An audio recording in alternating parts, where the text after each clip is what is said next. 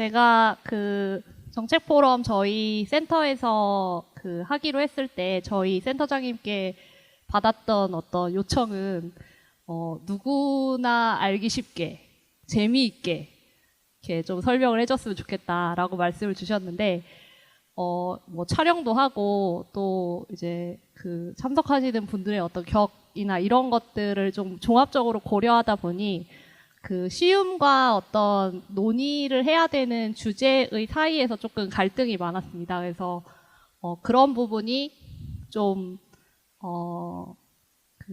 어색할 수 있다는 점은 좀 양해를 부탁드립니다. 저는 이제 첫 발표로서 두 번째 이제 라오원 본부장님께서 좀 더 중요한 기술과 관련된 자세한 내용을 설명을 해주실 것으로 생각이 돼서 저는 플라스틱과 관련된 어떤 그런 전반적인 내용에 대해서 설명을 드리고자 합니다. 주제는 플라스틱 관련 주요 동향 및 이슈라고 잡아봤습니다. 사실 제가 플라스틱 발표를 하기에는 저는 플라스틱을 매우 사랑하는데요. 가끔 이제 제 자리에 오셔서 플라스틱 컵이 쌓여 있는 걸 보고 왜 이렇게 플라스틱을 많이 쓰냐, NIGT를 다니면 플라스틱을 쓰지 말아야 되는 거 아니냐 이렇게 말씀하시는 모 연구원님이 계신데 사실 이제 저도 플라스틱이라는 것의 편리함 뭐 이런 부분에 대해서 매우 이제 잘 즐기고 있는 이제 사람인 것 같습니다. 플라스틱이 왜 문제인지를 생각을 해보면 모두가 아시겠지만 아무래도 이제 썩지 않고 잘 처리를 하기가 어렵기도 하고 이제 플라스틱을 만드는 과정에서 이제 여러 가지 첨가물이나 이런 것들이 이제 환경 오염의 원인이 되기도 하고 이런 다양한 문제 때문에 이제 플라스틱을 좀 줄여야 되는 것이 아니냐라고 많은 사람들이 이제 이야기를 하고 있는 것 같습니다. 전 세계에서 사용하는 플라스틱은 이제 2019년 기준으로 4.6억 톤이라고 합니다. 그래서 현재의 추세대로라면 2060년에는 12억 31억 톤이 이제 사용될 것으로 전망이 됩니다. 그래서 플라스틱은 아까 말씀드린 바와 같이 이제 여러 가지 환경 문제를 발생을 시키고 이제 생산하는 과정에서 이제 화석 연료를 사용함으로 인해서 우리가 연구하는 온실가스 배출과 관련된 부분들도 이제 존재를 하는 것 같습니다. 그래서 특히 최근에는 이제 수거 및 폐기 과정에서 이제 미세 플라스틱의 발생이나 아니면 플라스틱 자체에서 나오는 어떤 유해 화학 물질 같은 물질들 때문에 환경 오염 문제가 매우 많이 발생을 하고 있고 이제 2019년 기준으로 이제 플라스틱으로 인한 온실가스 배출량이 전 세계 배출량의 이제 3.4% 정도를 차지한다고 합니다. 그래서 OECD 보고서를 보면 이제 플라스틱 사용량은 슬프게도 계속 증가할 것이다. 그리고 기술이 발전하고 해도 2060년에도 사용되는 것의 절반이 매립될 것이다 라고 전망을 하고 있는 것 같습니다. 그래서 이런 문제 때문에 우리가 플라스틱에 대해서 어떤 방식으로 좀 해결을 해봐야 되는지에 대해서 고민을 해야 되는 것 같습니다. 우리가 일반적으로 생각하는 플라스틱의 재활용이라고 하면 사실 재활용이라는 용어 자체를 우리가 이해하는 어떤 감정은 그냥 그대로 이제 사용하는 것, 그리고 뭐 부시거나 여러 가지 형태의 변화를 통해서 조금 더 환경 친화적인 방식으로 다시 쓰는 것을 이제 생각하는 것 같습니다. 그래서 좀 찾아봤는데 이렇게 생수병에 이제 쌀을 담아서 보관을 하기도 하고 그대로, 그리고 생수병을 이제 분쇄해서 나오는 재생 원료로 이제 섬유를 만들어서 이제 옷이나 가방을 만드는 그런 부분들이 우리가 생각하는 일반적인 재활용이라는 용어인 것 같습니다. 그런데 재활용이라는 용어는 우리가 일반적으로 생각하는 것과 뭐 학문적으로 생각하는 것, 그리고 이제 다들 아시다시피 제가 이제 법 전공이어서 법에서 바라보는 재활용의 개념이라는 것은 조금 차이가 있는 것 같습니다. 그래서 재활용이라는 것은 일반적으로 이제 사전적 정의를 보면 용도를 바꾸거나 이제 손질을 가해서 다시 이용한다라는 용어로서 뭔가 이제 아까 말씀드린 그대로 사용하는 용어와는 조금 다르게 뭔가 변형을 가한다는 의미가 좀 포함되어 있는 것 같습니다. 그런데 우리의 폐기물 관리법상 그렇다면 현행법상 인정되는 재활용이라는 개념을 보면 첫 번째로 폐기물을 재사용, 이것은 이제 그대로 쓰거나 고쳐서 쓰는 것. 재생이용, 이것은 폐기물을 전부나 일부를 이제 원료로 다시 사용하는 것. 그렇게 하거나 재사용 또는 재생이용할 수 있는 상태로 만드는 것을 재활용이라고 하고요. 두 번째는 폐기물로부터 에너지를 직접 회수하거나 에너지를 회수할 수 있는 상태로 만들거나 폐기물을 연료로 사용하는 것을 우리가 폐기물 관리법상 재활용이라고 합니다. 그렇다면 이 우리가 일반적으로 생각하는 재활용과 폐기물 관리법상의 재활용이라는 개념은 조금 잘 안 맞는 느낌인데요.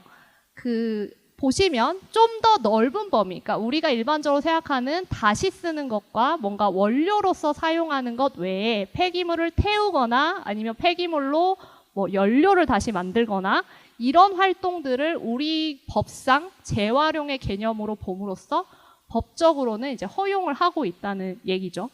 그렇지만 유럽 같은 경우에는 이런 에너지 회수라는 것을 단순 소각으로 보고 재활용으로 치지 않습니다. 그렇기 때문에 우리가 생각하는 재활용과 이제 유럽, 뭐 우리가 흔히 선진국이라고 말하는 이제 유럽 국가에서 생각하는 재활용의 개념이 차이가 있다는 것이죠. 그렇다면 우리도 장기적으로는 이런 에너지 회수에 대해서 이런 재활용 통계나 우리가 재활용률을 계산함에 있어서 조금 뭔가 변경이 필요하지 않을까 하는 부분에 대해서 좀 생각을 할 필요가 있어 보입니다. 그렇다면 이따 이제 본부장님께서 설명을 해주시겠지만 재활용의 다양한 방식이 있을 것 같습니다. 그런데 우리가 그러면은 뭐 좀 더 좋은 재활용이라는 게 있을까요? 재활용이라는 것은 이제 원료 물질이나 에너지를 얻기 위한 방법에 따라서 크게 세 가지로 구분하는 것 같습니다. 첫 번째는 제가 맨 처음에 보여드렸던 우리가 그냥 일반적으로 국민들이 생각하는 재활용, 그러니까 플라스틱을 파쇄하고 선별 및 분리해서 뭔가 펠렛과 같은 재생 원료를 만들고 그 재생 원료로 뭔가 섬유나 아니면 새로운 플라스틱을 만드는 것들. 그리고 화학적 재활용은 뭐 열분해나 이런 화학 반응 공정을 통해서 여러 가지 이제 고분자 구조를 분해해서 다양한 어떤 제품들을 생산하는 화학적 재활용이 있습니다. 이 부분은 이따 두 번째 이제 라원 본부장님께서 좀 더 자세하게 설명을 해주실 것 같고요. 그리고 열적 재활용이라고 해서 이제 플라스틱 소각 시 발생하는 열을 이용하거나 아니면 이런 플라스틱을 다시 연료로 만드는 그런 활동들이 이제 포함이 되는 것입니다. 그래서 우리가 그러면은 물질 재활용이 좋냐, 화학적 재활용이 좋냐, 열적 재활용이 좋냐라는 부분에 대해서 무언가 우열을 가릴 수는 없지만 문제는 우리가 어디에 집중하는지에 있는 것 같습니다. 왜냐하면 우리나라가 플라스틱 재활용을 하는 세부 현황을 보면 에너지 회수 방식의 비중이 높다는 것입니다. 그러니까 재생 원료를 다시 이제 사용하거나 좀 더 환경적으로 부담이 덜하는 방식으로 재활용을 하는 것이 아니라 발전소에 뭔가 그런 고형 연료를 사용한다던가 아니면 플라스틱을 태워서 그 열로 무언가를 생산한다던가 이런 방식의 에너지 회수의 방식을 매우 많이 사용하고 있다는 것이죠. 그래서 실제로 폐플라스틱이 재활용되거나 소각되거나 매립되는 방식으로 처리되지만 재활용 중에서 에너지 회수의 비중이 38%에 달합니다. 그래서 사실 이걸 다 더해보면 우리가 일반적으로 생각하는 재활용은 매우 이제 낮게 되고 있다는 것이고 계산을 할 때도 플라스틱을 소각한 열을 사용하거나 아까 말씀드린 뭐 시멘트의 보조 연료로 사용하는 폐기물 관리법상 에너지 회수도 우리는 재활용으로 계산을 하기 때문에 재활용률이 우리나라는 매우 높게 이야기가 되고 있습니다. 그런데 한편으로는 그런 생각은 듭니다. 그럼 에너지 회수를 하면 안 되냐? 무조건 재생원료로 다 만들어야 되냐? 이런 부분은 사실 맞지는 않는 것 같습니다.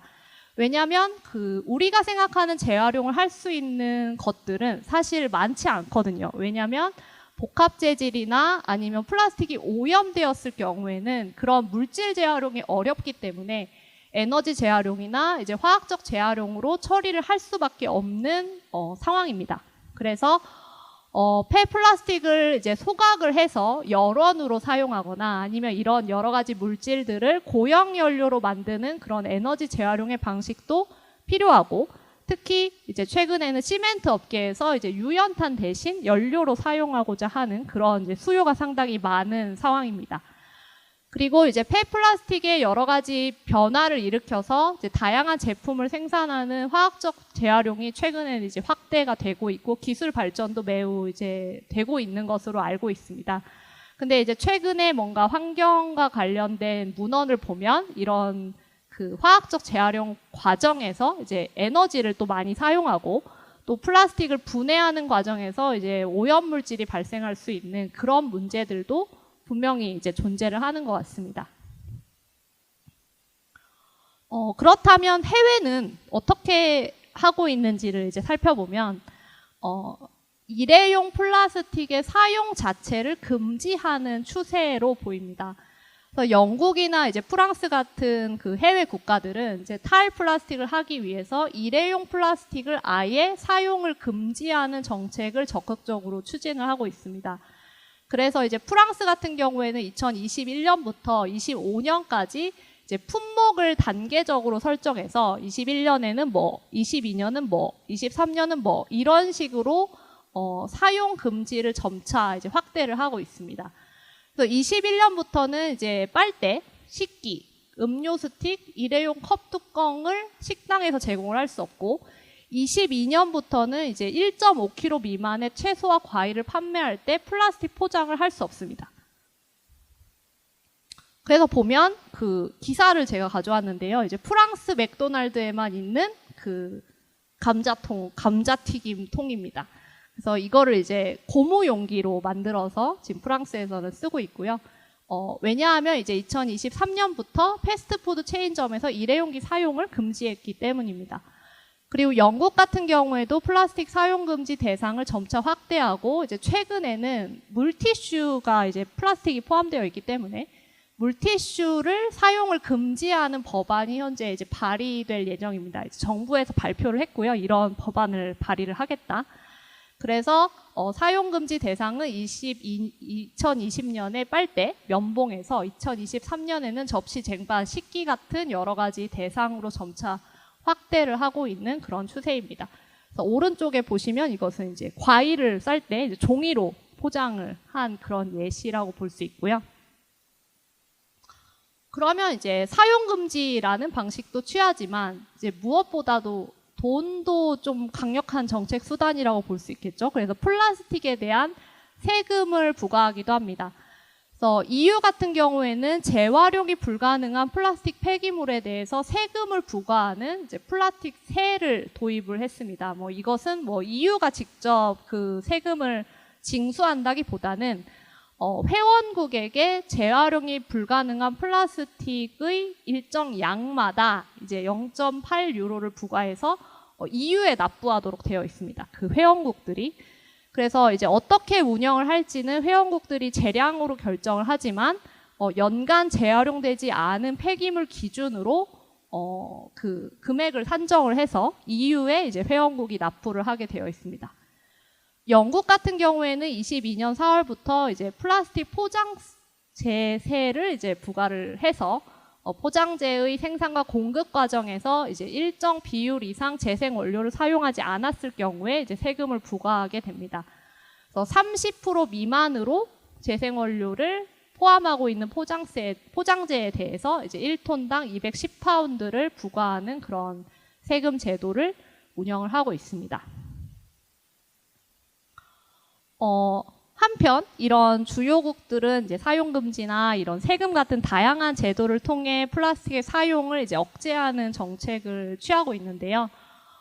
우리도 한번 그럼 기후변화 대응처럼 국제협약을 한번 추진해 보자라는 논의가 이제 22년에 이야기가 돼서 현재까지 이제 진행이 되고 있습니다. 사실 이렇게 플라스틱이라는 단일 품목에 대해서 협약이 있지는 않습니다. 왜냐하면 다양한 협약들이 있지만 뭐 런던 협약은 해양에 폐기물을 투기하는 걸 금지하고, 뭐 해양오염 방지 협약은 선박에서 투기하는 어떤 오염물질을 규제하고, 이런 플라스틱 안에 들어있는 오염물질 같은 경우에는 뭐 잔류성 유기 오염물질 관련 이제 스톡홀름 협약이 있고, 뭐 유해 폐기물이 이제 국가 간에 이동되는 부분에 대해서는 이제 바젤 협약이라는 게 마련이 되어 있어서 조금씩 이제 플라스틱에 대한 이야기들은 조금씩 포함되어 있지만, 물론 이제 공백도 있고 이 협약들 자체가 플라스틱만을 위한 협약은 아니기 때문에 사실은 한계가 좀 존재합니다. 그래서 22년에 그 유엔 환경총회에서 우리가 플라스틱에 대해서 뭐 문제를 인식하고 이런 국제 협약을 만들어 보자라는 이제 제정에 합의가 되었고, 지금 현재 이제 협상이 진행이 되고 있습니다. 사무국이 제출한 이제 초안을 보면 1차 플라스틱을 아예 뭐 생산을 통제하고, 이제 우려되는 화학물질이나 플라스틱을 감축 제거하고, 그리고 이제 일회용이나 이제 문제가 될 수 있는 플라스틱을 아예 뭐 감축하거나 장기적으로는 제거하는 그런 조금 강력한 내용들이 포함이 되어 있습니다. 그렇지만 우리가 기후변화 협약처럼 다 같이 한번 해보자고 뭉쳤지만 기후변화 협약과 똑같습니다. 왜냐하면 사람마다 다 그 각자 이해관계가 있기 때문에 그 이해관계들이 첨예하게 대립을 하고 있는 그런 상황입니다. 그래서 현재 이제 4번째 정부 간 협상위원회가 종료됐고 원래 5번의 회의를 하게 되어 있습니다. 이제 마지막 회의가 한국에서 있습니다. 근데 이제 플라스틱 생산 감축이 이제 핵심 쟁점 중에 하나인데 언제까지를 그러면 감축의 어떤 목표 시기로 볼 것이냐, 아니면 옛날의 교토 의정서처럼 할당을 할 것이냐, 아니면 지금의 파리협정처럼 뭔가 상향식으로 자발적 감축을 할 것이냐, 이런 부분에 대해서 많은 이제 이야기들이 있지만 아무래도 플라스틱을 생산하는 것보다 많이 쓰는 이제 국가들은 플라스틱을 줄이자, 뭐 사용을 억제하자, 이런 관점이고, 플라스틱을 생산하는 국가들은 너무 좀 과하다, 뭐 생산 감축은 너무 과하고 좀 그 다른 방식으로 좀 잘해보자 라는 입장인 것 같습니다. 그래서 미국이나 중국이나 일본이나 이제 우리나라는 뭐 아무래도 이런 생산을 감축하기보다는 재활용을 좀 확대해서 플라스틱 문제를 해결해 보자라는 이제 입장이고, 이런 상황에서 이제 페루나 이제 르완다가 전 세계 1차 플라스틱 폴리머 사용량을 25년 수준에서 40% 감축을 하자라는 목표를 이제 최근에 제시를 한 상황입니다. 우리나라가 기후변화 협약에서 가지고 있는 입장도 약간 중립이죠. 여기서도 마찬가지인 것 같습니다. 왜냐하면 우리나라는 플라스틱을 생산하기도 하고 이제 소비도 많이 하는 국가인 상황인데, 문제는 이제 협약안이 어느 정도 완료되어야 되는 5차 회의의 개최국이기 때문에 입장이 좀 애매한 것이죠. 왜냐하면 우리가 하는 마지막 회의에서 어느 정도 이제 합의를 이끌어내야 되잖아요. 그래서 그런 상황에서 조금 어떤 입장을 취할지에 대해 좀 관심이 집중되는 그런 상황입니다. 그렇지만 이제 우리나라의 어떤 입장은 아무래도 재활용을 확대하고 이제 생분해성 플라스틱 같은 것들을 많이 활용해서 최대한 안 생기게 하자, 뭐 생산 감축보다는 안 생기게 하고 많이 재활용을 하자, 이런 입장이고, 생산 감축을 하는 것에는 매우 이제 소극적인 그런 입장입니다. 그렇지만 이제 우리나라는 그 플라스틱 오염을 종식하기 위한 야심찬 목표 연합이라는 게 있는데 이제 거기에도 가입이 되어 있는 그런 상태입니다. 그런데 이제 한편으로 우리가 많이 이야기하는 내용이죠. 나는 분리수거 잘하는데 우리만큼 분리수거 잘하는 사람들이 어디 있어? 약간 이런 이제 이야기들을 많이 하시죠. 실제로 뭐 아까 말씀드린 그런 재활용에 대한 개념의 문제는 있습니다만, 실제로 플라스틱 재활용률을 계산을 해보면 73%입니다. 우리나라의 플라스틱 재활용률은. 그래서 매우 세계적인 수준의 높은 재활용률을 자랑하는 이제 국가인데요. 세계 평균이 9%, EU의 재활용률이 32.5%입니다. 그러면 거의 EU의 2배죠. 그렇고 이제 그 세 개 같은 경우에 9%를 제외한 나머지는 이제 매립이나 무단투기, 소각의 방식으로 처리가 되고 있고, 우리나라의 73%의 비밀은 그냥 우리가 분리수거한 게 그 선별 업체의 간 비율입니다. 그러니까 실제 선별이 된 비율이 아니고 우리가 분리수거를 해서 선별 업체에 전달된 비중이 73%라는 거죠. 그래서 실제로 선별이 된 후에 정말 재활용이 되는 것을 계산해 보면 30% 내외라고 합니다. 실제로 계산을 해보면. 그리고 이제 다른 보고서에 따르면 생활계 폐기물은 그마저도 13%라고 합니다. 실제 재활용이 되는 비율을 따져보면. 그래서 우리가 하는 그런 재활용은 실제로는 정말 이제 물질 재활용이나 이런 데로 가지 않는다는 것이죠. 그래서 그런 우리의 철저한 분리수거에는 이런 숫자의 비밀이 좀 숨어 있습니다. 그 이유는 플라스틱이라고 전부 재활용되지 않기 때문입니다. 플라스틱은 여러 가지 이제 소재가 있는데 이제 소재마다 다 특성이 다릅니다. 그래서 우리가 흔히 아는 이제 페트병, 투명 페트병 같은 경우에는 일단 모아서 재활용을 하면 그만큼 뭐 고부가 가치 원료로서 이제 사용할 수 있지만 열과 세균에 취약하기 때문에 한 번만 사용할 수 있습니다. 그래서 다시 물 담아서 이제 드시는 거 그런 거 이제 하시면 안 되고, 그리고 우리가 흔히 이제 가방이나 구두 같은 곳에 사용되는 이제 PVC 같은 경우에는 재활용이 안 됩니다. 그리고 비닐 같은 것들은 이제 유연하지만 실제 저기에 무언가가 묻으면 이제 지워지지가 않잖아요. 그래서 재활용이 안 되고, 우리가 배달 용기로 많이 사용되는 이제 PP 같은 경우에는 그래도 재활용이 잘 되는 그런 소재입니다. 그래서 이런 여러 가지 소재에 따라 재활용이 어떻게 되는지가 다르고, 실제로 재활용이 될 때도 이 소재별로 분류가 되어야 되는 것이죠. 그래서 우리가 분리수거를 할 때 그냥 다 모아서 버려도 이제 선별장에서는 이 소재별로 분류를 해서 재활용을 하게 되는 것이죠. 그래서 그 과정에서 우리가 깨끗하게 세척하지 않은 비닐, 더럽게 쓴 것들, 그리고 저 투명 페트병에 투명 페트병만 버리지 않고 다른 플라스틱을 버렸을 경우, 그리고 이런 PVC 같은 경우에도 재활용이 섞이면 재활용이 되지 않는 것이죠.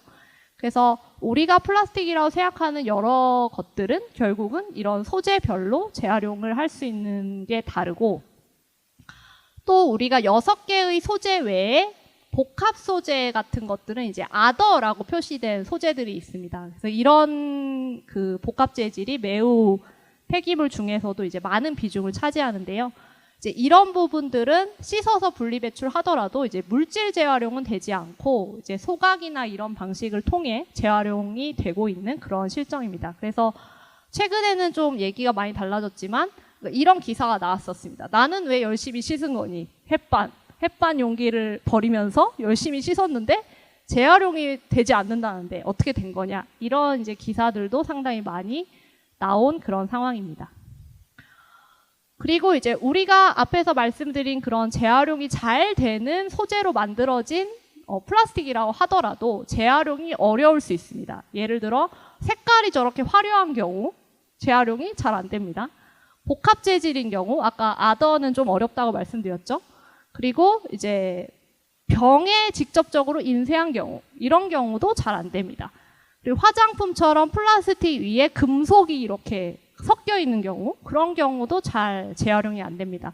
그래서 우리나라 같은 경우에는 이런 그 재활용이 용이한지의 여부를 포장재에 이제 표시하는 그런 제도를 운영하고 있습니다. 그래서 여러분들께서 이 음료수를 드실 때에도 여기에 재활용 우수, 재활용 최우수 이렇게 쓰여져 있는 물건을 사시면 좀 더 환경 친화적인 그런 활동이라고 보이고요. 그래서 플라스틱 제품 같은 경우에는 단일 재질이 아니거나 아니면 라벨을 뗄 수 없게 되어 있거나 이런 경우에는 이제 재활용이 어려움 등급을 이제 받게 되고, 이런 부분들에 대해서 우리가 이제 소비하는 입장에서 재활용 우수를 좀 더 많이 쓴다면 이제 그런 부분들도 기업의 입장에서 좀 더 발전적인 방향으로 나아가는 그런 계기가 될 수 있을 것 같습니다. 그리고 이제 우리의 어려움은 무엇보다도 많이 쓴다는 것이죠. 우리의 1인당 폐플라스틱 배출량은 OECD 국가 중 1위라고 합니다. 그래서 2020년 기준 208kg을 이제 배출을 했다고 하고요. 이제 물론 OECD 국가를 제외를 했을 경우에는 중국이 1위이지만 어쨌든 우리나라는 선진국들 중에 많이 배출하는 그런 국가 중에 하나입니다. 그래서 우리의 플라스틱 정책을 좀 어렵게 만드는 그런 요소라고 보시면 될 것 같고요. 그렇지만 이제 우리나라의 일회용품 정책 방향은 조금 퇴보하는 그런 추세입니다. 아까 말씀드린 바와 같이 해외는 사용금지, 그러니까 플라스틱세 이런 여러 가지 이제 강력한 제도들을 도입을 하고 있는데 규제가 아니라 자발적 참여에 기반하는 지원 정책으로 전환하였습니다. 그래서 이제 종래 22년 11월 시행 예정이었던 일회용품 사용 규제는 이제 현재 그 유예 상태이고 플라스틱 빨대도 그냥 쓰고 있죠. 그리고 비닐봉투도 그냥 쓰고 있습니다. 그래서 이런 여러 가지 일회용품 관리 정책은 좀 자발적인 식으로 변경이 되었고 보증금 제도도 이제 원래 일회용품 보증금 제도를 운영을 할 계획이었는데 이것도 현재 이제 세종과 제주에서 시범 운영만 되고 있습니다. 원래는 전국을 대상으로 이제 운영을 할 예정이었는데 이 부분도 현재 이제 좀 힘들어 죽겠다. 천천히 가자. 이런 이제 입장으로 보입니다. 사실은 제가 좀 자세히 다루고 싶었던 부분 중에 하나는 이제 미세 플라스틱 문제입니다. 위에 제가 오타네요. 그 미세 플라스틱은 작은 입자로 인해서 침투가 용이하기 때문에 여러 가지 생태계뿐만이 아니라 인간 건강에도 이제 나쁜 영향을 끼칩니다. 세계 자연기금에 따르면 우리가 섭취하는 미세 플라스틱은 한 주에 신용카드 한 장 분량, 한 장 무게 5g, 그리고 한 달에 칫솔 한 개의 무게만큼을 먹는다고 합니다. 그래서 이런 상황에서 미세 플라스틱을 그 인위적으로 제조하거나 아니면 마모되는 과정에서 발생하는 여러 가지 미세 플라스틱을 규제하기 위한 정책들이 다른 국가에서는 이제 활발하게 이루어지고 있습니다. 프랑스 같은 경우에는 신규 출시되는 세탁기에 이제 미세 플라스틱을 걸을 수 있는 필터 장착을 의무화하였고요. EU는 이제 이런 미세 플라스틱을 첨가한 제품의 판매를 금지할 예정입니다. 그래서 이런 상황에서 우리가 이제 미세 플라스틱이 나오는 가장 많은 부분은 이제 합성 섬유로서 세탁기에서 많이 나옵니다. 그래서 이런 부분들도 좀 앞으로 정책적으로 많은 필요가 있는 분야로 판단이 됩니다. 그래서 고민할 문제는 이따 토론 때도 뭐 이야기가 될 것 같은데요. 처음부터 재활용이 잘 될 수 있도록 만드는 게 이제 중요할 것 같고요. 안 쓰는 거, 뭐 저도 그래야겠지만 안 쓰는 것, 그리고 안 쓴다면 대체할 수 있는 무언가를 만드는 것, 그리고 물론 이제 재활용의 어떤 좋고 나쁨이라는 것은 있지 않겠지만 그래도 물질 재활용을 우선적으로 할 수 있는 방법을 조금 고민할 필요가 있을 것 같습니다.